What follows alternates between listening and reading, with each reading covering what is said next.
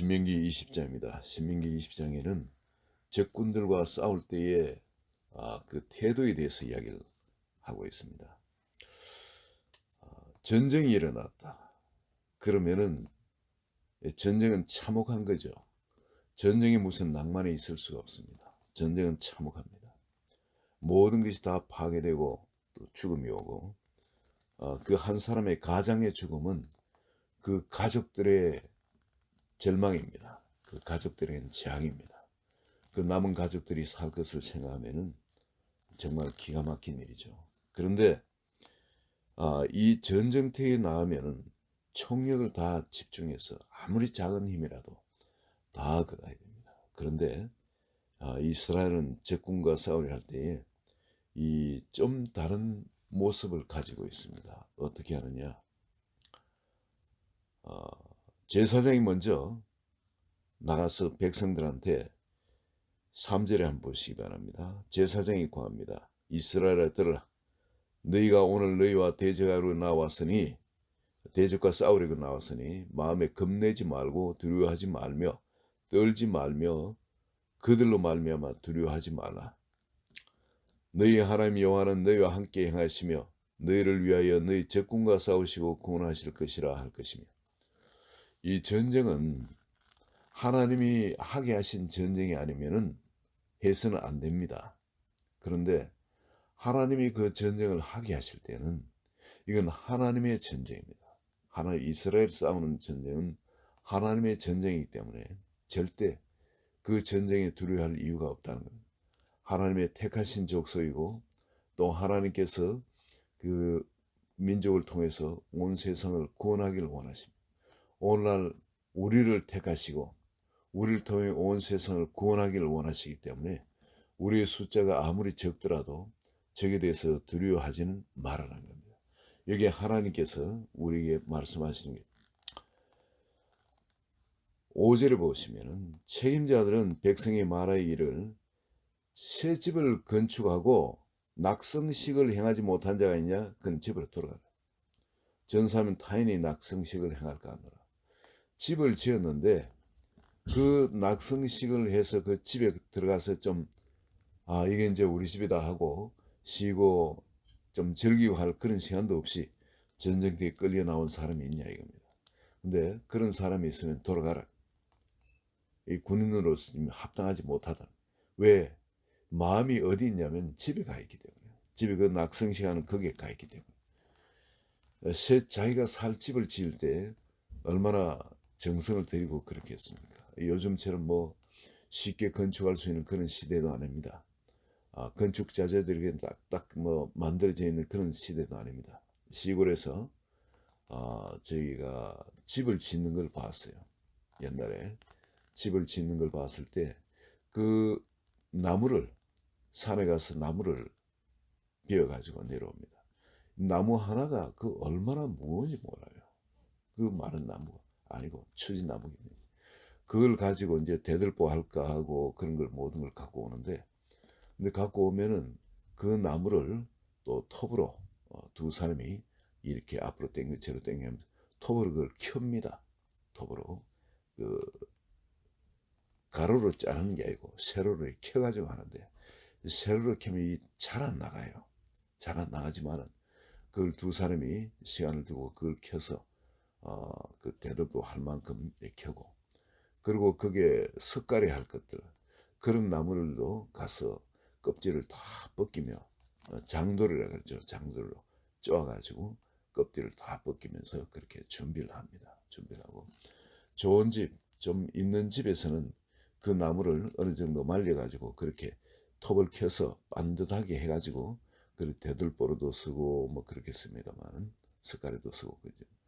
기둥으로도 좀 가난한 시골집에 좀 시골집 중에서도 참 가난한 집에 보통 그런 데서는 그 나무 그냥 껍데기만 벗겨가지고 그냥 그대로 씁니다. 쓰면은 마르면서 좀 틀어지고 그렇죠. 그렇지만은 그 흙을 이기해가 집하고 이기해가지고 흙벽돌을 쌓아가지고 그리고 그 기둥을 올리고 해서 그 위에는 또 이제 흙 나무 그 잔 가지들 그런 가지를 덮어 흙이 흘러내리지 않도록 하고 흙을 이겨서 그 위에 흙을 바릅니다. 그리고 영이라고 해서 짚을 엮어 가지고 그 물이 쭉 흘러내려가도록 이 부잣집이나 기와를 올리지 일반 사람들은 기와집을 지을 수가 없죠. 그래서 짚을 가지고 이어가 묶어 가지고 그 이형을 합니다. 그래서 빗물이 새지 않도록 그렇게 하는데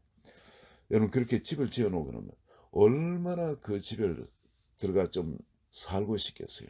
구들도 다 잘 나아지고 그럼 그 군불 나와가지고 방이 떳떳한 이 구들목에 그 앉아서 거기서 좀 살고 싶은 게 사람들 마음 아니겠습니까? 근데 그런 사람들은 집으로 돌아가라는 거예요.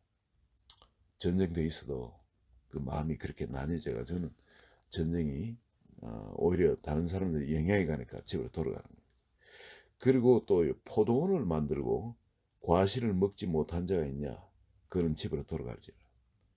전사하면 타인이 그 과실을 먹을까 하노라. 포도원을 만든다. 이 하루아침 포도원이 만들어지는 거 아니죠.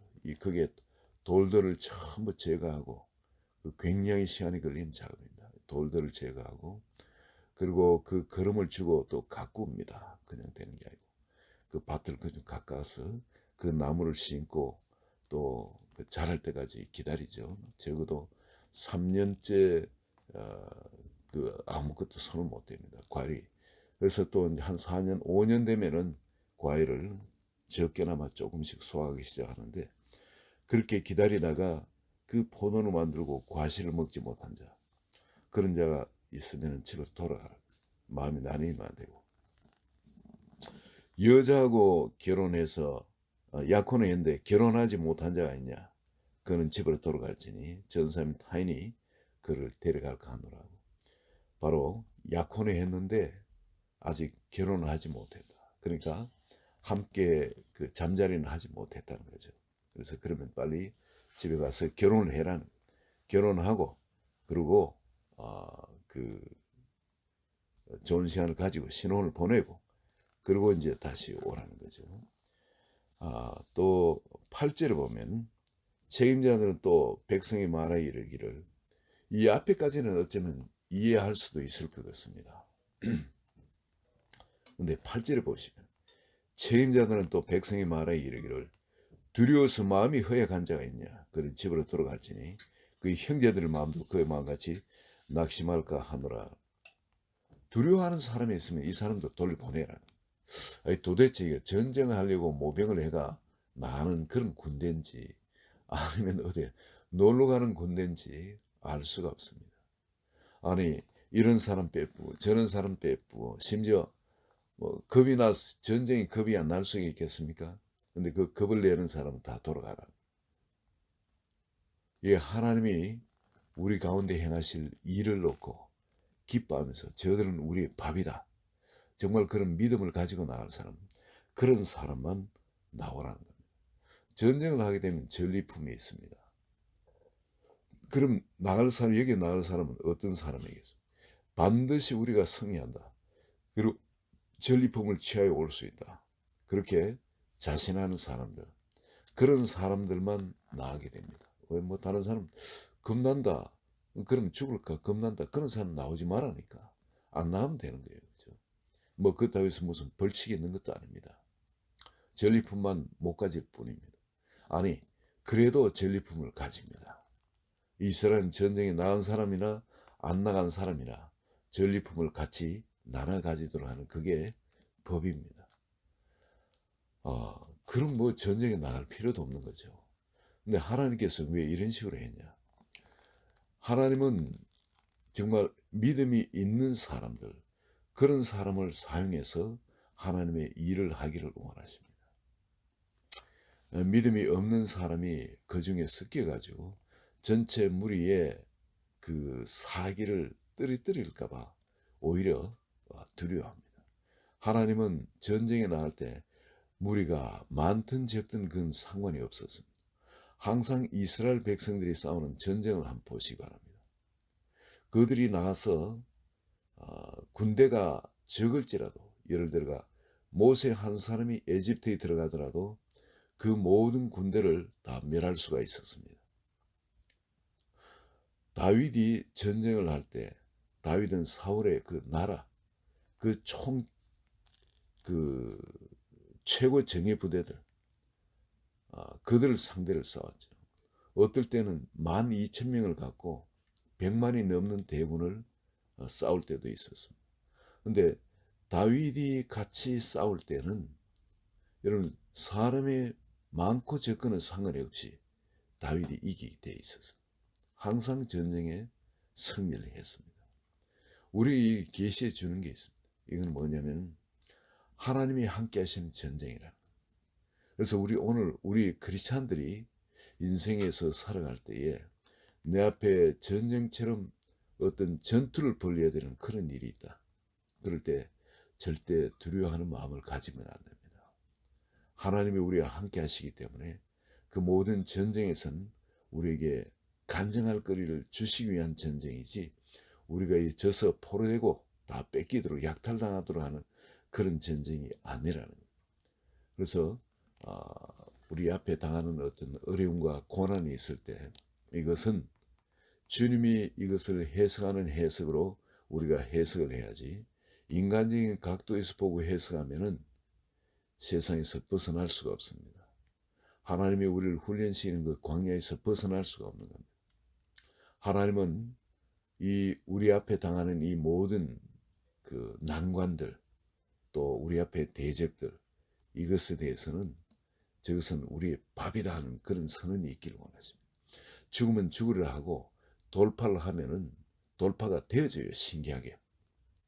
그리고 그게 한 번, 두 번 이렇게 돌파를 하게 되면 그 다음에는 그런 것에 대해서 보는 각도가 완전 달라집니다. 처음에 그것이 두렵고 인간적인 그 눈으로 볼 수밖에 없죠. 우리는 그렇게 훈련을 받아왔으니까. 그런데 하나님께서 주시는 바로 그 광야의 삶에서 이제 하나님이 갖는 그 마음을 가지게 하시고 또 눈을 가지게 하실 때 그 마음과 눈, 그 생각을 가지고 우리가 한 번, 두 번 이렇게 적들과 대응하게 되면은 그 다음부터는 우리 마음에 세상 말로 하면 똥배짱입니다.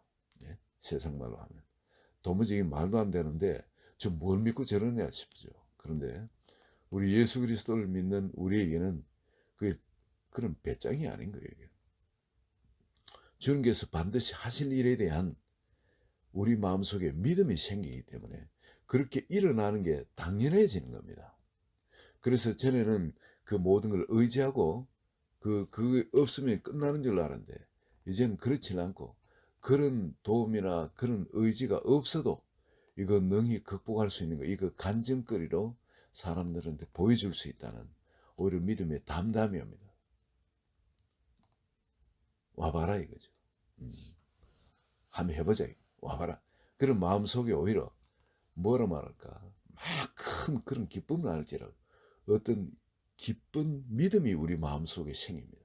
어떤 기대감이 생기는 거예요. 앞으로 하나님이 행하실 일에 대해서. 여러분 우리가 닥치는 그 전쟁은 전혀 다른 쪽입니다. 그리고 그 하나님께서 특별히 이 전쟁에 있어 가지고 이 약속의 땅 가나안 땅을 점령하는 데 있어서는 인정사정 볼 거 없이 아무것도 남기지 말고 다 멸하도록 합니다. 심지어 짐승들까지도 다 멸하도록. 그리고 우상 다 찍어버리고. 그런데 그 약속의 땅 외의 적군들과 싸울 때는 항상 먼저 화친을 이야기하고 그 화친을 받아들이지 않는 사람들한테는 만약 화친을 받아들이면은 평화롭게 지내는 것이 아니라 그들을 점령하고 그들이 조공을 바치도록 그래서 그들이 우리들한테 순종하도록 그런 관계를 만들어 전부 다 우리 지배하에 두라는 거죠. 그러나 만약 그들이 그것을 거절하고 싸우기를 원한다면 그간 남자들은 다 멸하고 그리고 여자나 또 자녀들이나 또 그게 재물들은 전부 다 취해가지고 너희 소유로 하라는 거예요. 그렇지만 약속의 땅의 그 7족속들 그 족속들은 완전히 남녀노소 가축 할 것 없이 모조리 다 전멸시키라. 그 왜 이랬을까? 여러분 우리 마음에 옛날로 우리가 살 때 가지고 있던 그런 마음 그런 마음은 완전히 우상 숭배하던 그런 마음들 있죠. 그 우리 마음에 있는 이런 부족들이, 일곱 부족이 어떤 부족이라고 생각하십니까?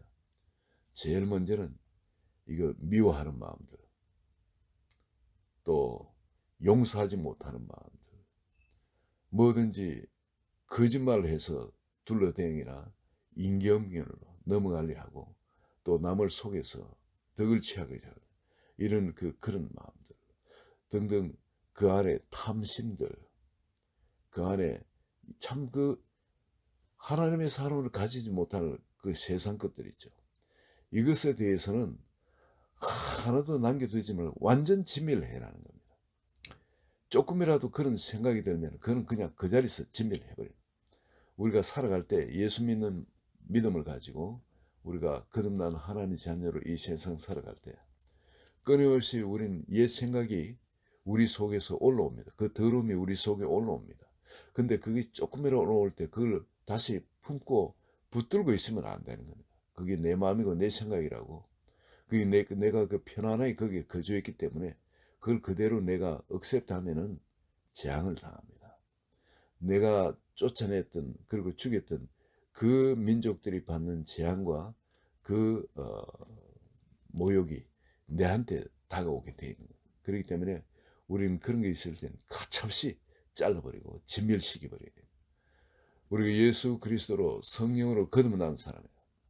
그렇다면 항상 유혹의 욕심을 따라 썩어져가는 구습을 쫓는 옛사람을 벗어버리고 끊임없이 이런 속에서 솟아난다 그러니까 이 옛사람의 이 옷을 벗어버리고 내 옛자의 옷을 벗어버리고 끊임없이 의와 진리의 거룩함을 지음받은 새 사람, 바로 예수 그리스도로 옷을 입어야 돼요.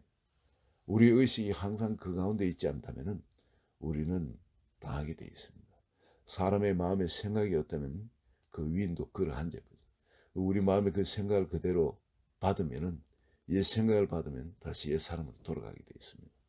하나님이 아무리 거룩한 옷을 입히고 때때 옷을 새 옷을 입히고 새 신발을 입히고 그리고 목욕도 깨끗하게 시켜놨다 할지라도 우리 옛사람의 방식대로 살아간다면 금방 그 때를 묻히고 끄적물 묻히고 진흙탕을 옷을 더럽혀가지고 집에 오게 돼 있는 겁니다. 어느새 그냥 옛날 옷이 더 편하니까 이 옷을 벗어버리고 옛날 옷을 입고 사는 모습, 나의 모습을 발견하게 됩니다. 그렇기 때문에 이거는 끊임없이 경건의 연습이 필요합니다. 경건의 연습. 그리고 이 우리를 속이고 들어와서 지게끔 만드는 그런 무리도 있지만은 우리와 정말 끝까지 전투에서 정말 난공불락의 요새처럼 절대 항거하지 않고 오히려 싸우면 우리가 전멸당할 것 같은 그런 강한 대적으로 위장하고 그렇게 보이면서 우리 겁을 주는 그런 것도 있습니다. 그렇지만은 이때도 하나님의 말씀을 전적으로 믿고 그리고 하나님이 우리에게 이미 주신 그 우리의 밥이라는 우리의 전리품이라는 그 하나님이 행하실 일을 기대하시고 믿음으로 나오면 반드시 승리하게 되어 있습니다. 오늘 이 주님이 주시는 이 전쟁에 우리가 어떤 마음 자세로 나아야 할 것인지 다시 주님이 주신 마음을 품고 오늘 하루 삶의 현장에 들어가시기를 그리고 승리의 간증이 풍성해지시기를 예수 그리스도 이름으로 축원드립니다. 하나님 아버지 감사합니다. 이스라엘 백성이 전쟁터에서 전쟁에 나갈 때 갖는 그 마음, 아버지 그것을 우리가 가질 수 있도록 다시 우리를 부르신 이 부르심의 자리가 얼마나 영광스러운 자리인지 세상이 도무지 알지 못하는 그런 하나님의 특별한 선택 가운데 또 그 영광 가운데 불러주신 것을 정말 감사합니다. 이 시간 다시 내가 누군가 하는 걸 다시 깨닫게 하여 주시고 오늘도 삶의 현장에서 하나님의 영광을 한 분 한 분 마음껏 드러낼 수 있도록 주님이 함께 하시는 그 연습, 동행하는 연습을 하게끔 또한 전쟁에 승리하는 그 전리품을 얻는 그런 놀라운 간증이 풍성해지도록 축복하여 주소서. 예수님 이름으로 기도합니다. 아멘.